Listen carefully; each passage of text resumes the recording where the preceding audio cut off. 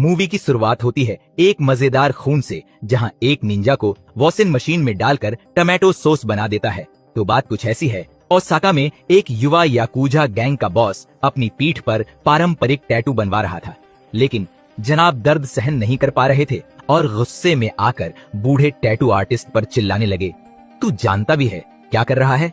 बूढ़ा आदमी सोच रहा था, शायद ये बंदा टैटू के लायक ही नहीं। तभी गैंग का एक आदमी एक चिट्ठी लेकर आता है। चिट्ठी खुलते ही काला रेत बाहर गिरता है। बूढ़े का चेहरा एकदम सफेद पड़ जाता है, जैसे किसी भूत को देख लिया हो। वह याद करता है कि जिसने भी ऐसा पत्र पाया उसकी मौत तय थी। गैंग के लोग बूढ़े को पागल समझते हैं, लेकिन तभी एक आदमी का सिर धड़ से अलग होकर जमीन पर गिर जाता है।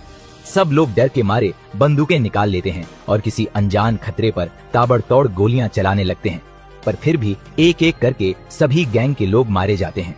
आखिर में सिर्फ गैंग बॉस बचता है, जो अपनी जान की भीख मांगता है, लेकिन बूढ़ा कहता है अब कुछ नहीं हो सकता, और फिर बॉस के हाथ और सिर कटकर गिर जाते हैं। तभी एक रहस्यमयी निंजा अंधेरे से बाहर आता है और बूढ़े आदमी को भी मौत के घाट उतार देता है। अब सीन कट होता है बर्लिन के यूरोपियन हेडक्वार्टर में, जहां एजेंट मा अपने बॉस रयान से निंजा कबीले की जानकारी साझा करता है, लेकिन रयान को यह सब बाबा जी का ठुल्लू लगता है। माँ उसे बताता है कि पूरी दुनिया में कई रहस्यमयी हत्याएं हुई हैं और इनका लिंक हमेशा ओसानु कबीले से जुड़ा रहा है। ये निंजा 100 पाउंड सोने के बदले हत्याएं करते हैं, और वो भी पिछले 1000 साल से। अब रयान के होश उड़ जाते हैं। अब कहानी शिफ्ट होती है रिसो नाम के एक लड़के पर, जो लॉन्ड्री में अपने कपड़े धो रहा है। तभी एक अजनबी महिला आती है और उससे कपड़े मोड़ने में मदद मांगती है, लेकिन रिसो उसकी असली मंशा भांप लेता है और पूछता है कौन से कबीले से आई हो। महिला फौरन हमला कर देती है और दोनों के बीच एक जबरदस्त फाइट होती है। लॉन्ड्री का मालिक बाहर से आता है और देखता है कि वॉशिंग मशीन से खून बह रहा है। ये मशीन कपड़े धोने के लिए थी या कत्ल खाने के लिए?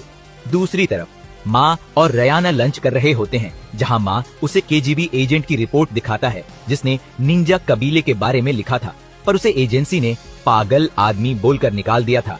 अब रयान को लगने लगा कि शायद माँ सच कह रही है। रिसो अपने घर आता है, जहाँ उसकी क्लीनिंग लेडी कहती है हीटर खराब हो गया था, इसलिए तुम्हारे अपार्टमेंट में रह रही हूँ। रिसो अपने हथियारों की जांच करता है और अपने अतीत को याद करता है। वह उन निंजा कबीले में पला बढ़ा था, जहाँ उसे बचपन से ही कोल्ड ब्लडेड किलर बनने की ट्रेनिंग दी गई थी। वहाँ एक लड़की थी, किट्टो, जो हमेशा उसके जख्मों पर मरहम लगाती थी और बाकी निंजा से अलग थी, दयालु और प्यारी। इस बीच माँ अपने घर जाती है, लेकिन अचानक बिजली चली जाती है। अंधेरे में उसे एक रहस्यमयी चिट्ठी मिलती है। तभी